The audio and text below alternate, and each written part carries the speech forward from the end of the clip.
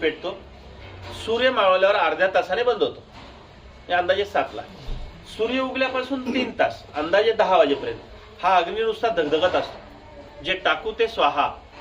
बघा आपल्या जुन्या लोकांची एक म्हण आहे, सकाळचं जेवण राजाचं, दुपारचं जेवण प्रजेचं आणि रात्रीचं जेवण भिकाऱ्याचं. हे गणित सगळ्यांनी उलटे केले म्हणून दुखणे आले, कुणालाच काय झालेलं नाही. सकाळी राजाचं, पण आमच्या गावच्या भाषेत कुत्रं माग लागलं असतं. कामावर जायचे, शाळेत जायचे, नवऱ्याला कामावर जायचे, पोरांना शाळेत जायचे, करतायत तरी खात नाहीत. मग भूक तर लागते. सूर्य उगल्यापासून 3 तास प्रत्येकाला भूक लागते. मग त्याला पर्याय शोधलाय सगळ्यांनी. चहा, बटर, बिस्किट, खारी, बेकरी प्रोडक्ट, कॉफी, आणि त्याच्याही पुढचं रात्रीचा शिळा भात गरम करून फोडणीचा भात. तर ह्या सगळ्या मी म्हणतो बेकार गोष्टी आहेत. सकाळी राजा कधी शिळपाका खातो का? हे बिस्किट म्हणजे 6 महिन्याचं शिळ आहे. गव्हाच्या पिठाचं बिस्किट बनलंय.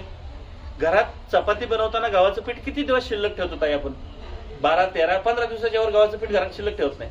आणि बिस्किट 6 महिन्याचं खातो. मग ते शिळच आहे. हा मुद्दा समजून घ्या. तर सकाळचं राजाचं पण ताजं. मी म्हणत नाही पंचपक्वान्न, पण एक प्रकारची भाजी, काही भाकर, पोटभर. हा नाश्ता बिष्टा ब्रिटिशांनी आणलाय. आपली परंपरा नाश्त्याची नाही.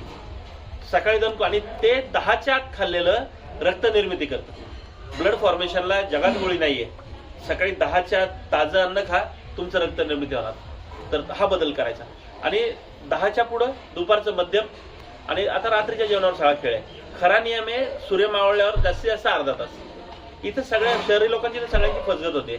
तर रात्री 9, 10, 11, 12, 1ला पण जेवणारी मंडळी आहेत. तर काहींचं म्हणणं आहे नाही, मला असे पण प्रश्न विचारतात, नाही माझा नवरा रात्री कामावरून 10ला घरी येतो, कसं काय तुम्ही सांगताय 7ला जेवायचं? त्याला माझं उत्तर आहे का, तुम्ही ज्या एरियात राहताय त्या एरियातलं चांगलं चालणारं हॉस्पिटलचा सर्वे घ्या.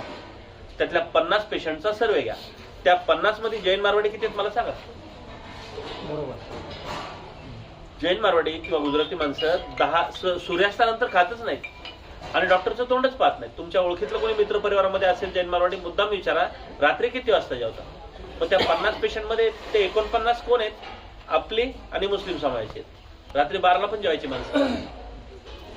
काहींचं म्हणणं नाही आम्ही 10 शिवाय जेवूच शकत नाही. तर माझं त्यांना स्पष्ट उत्तर आहे, संध्याकाळी 7 नंतर 8ला, 9ला, 10ला, 11ला, 12ला, 1ला जितका लेट जेवताय त्या पटीत डॉक्टरसाठी पैसे तयार ठेवा. एक डॉक्टर तयार व्हायला पण 2 करोड खर्च आहे. त्याचं पण पोट भरलं पाहिजे. सगळ्यांनी नियम पाळू नका, त्याचा काही इलाज नाही.